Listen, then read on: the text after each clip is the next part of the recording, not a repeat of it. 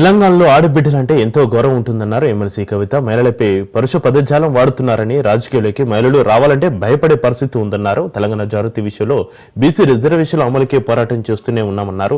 ఇష్టం వచ్చినట్లు మాట్లాడితే నిరసన వ్యక్తం చేశారని, ఇంత మాత్రానికే గన్ ఫైర్ చేసి చంపేస్తారా అంటూ నిలదీశారు. ఒక ఆడబిడ్డ ప్రశ్నిస్తే సహించలేకపోతున్నారా అని ప్రశ్నించారు.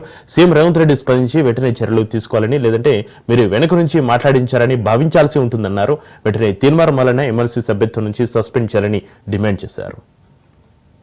బోనం ఎత్తుకున్నటువంటి ఆడబిడ్డను ఆల్మోస్ట్ అమ్మవారిని చూసినట్టు చూసేటటువంటి ఒక పవిత్రమైన సంస్కృతి మన తెలంగాణ రాష్ట్రంలో ఉంటది. ఈ రోజు చింతపండు నవీన్ అలియాస్ తీన్మార్ మల్లన్న గారు ఎంత దారుణంగా మాట్లాడినరో తెలంగాణ ప్రజలందరూ చూసిండ్రు. అసలు మేము ఆడబిడ్డలు అట్లాంటి మాటలు కనీసం మా నోటితో కూడా ఉచ్చరించేటటువంటి పరిస్థితి కూడా ఉండదు. దాదాపు 1.5 years నుండి తెలంగాణ జాగృతి నుండి బీసీ అంశాల్లో మేము అగ్రభాగాన నిలబడి పోరాటం చేస్తున్నాం. నేను ఏ ఒక్కనాడు కూడా తీన్మార్ మల్లన్న గారిని ఒక్క మాట కూడా అనలేదు. అసలు ఆయన నన్ను ఎందుకన్నాడో కూడా నాకు తెలియదు, నన్ను అనాల్సిన సందర్భం ఏందో కూడా నాకు తెలియదు. సరే, ఆయనకి ఏం కోపం ఉందో లేకపోతే ఎవరన్నా ప్రేరేపించిందో ఎందుకన్నారో నాకు తెలియదు. తీన్మార్ మల్లన్న గారిని మాత్రం నేను ఒకటి రిక్వెస్ట్ చేస్తా ఉన్నా, మీరు బీసీ బిడ్డ కాబట్టి ఏది పడితే అది మాట్లాడితే చెల్లిపోతుంది అంటే కరెక్ట్ కాదు. గుర్తుపెట్టుకోండి మల్లన్న గారు, తెలంగాణ ప్రజలు ఎక్కువ కాలం పరుష పదజాలాన్ని సహించారు. మీరు ఎటు పడితే అటు మాట్లాడితే చూసుకుంటే ఎవరు ఊరుకోరు. మీరు మాట్లాడిన దానికి డెఫినెట్ గా ఆవేశం వచ్చి మా కార్యకర్తలు, మా నాయకులు ప్రజాస్వామ్యబద్ధంగా ప్రొటెస్ట్ చేయడానికి వచ్చారు. అయితే మీరు కాల్పులు జరుపుతారా? సామాన్య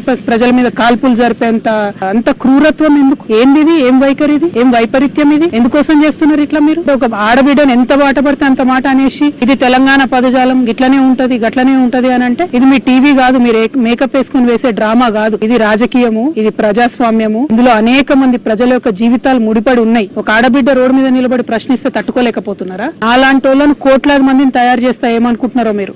మేము అనుకుంటే, ఆడబిడ్డలు అనుకుంటే కనీసం ఇంట్లోకి వెళ్ళి బయటకు వెళ్ళలేరు. మీరు ఆలోచన చేసుకోవాలి మల్లన్న గారు. ఎవరి కోసం మాట్లాడుతున్నారు మీరు? నేను మామూలు ఆడబిడ్డను కాదు చెప్తున్నా, అగ్గి రవ్వనై రగులుతా ఎక్కువ తక్కువ వేస్తే. తీన్మార్ మల్లన్న గారు జాగ్రత్త, నేను చెప్తున్నా జాగ్రత్త.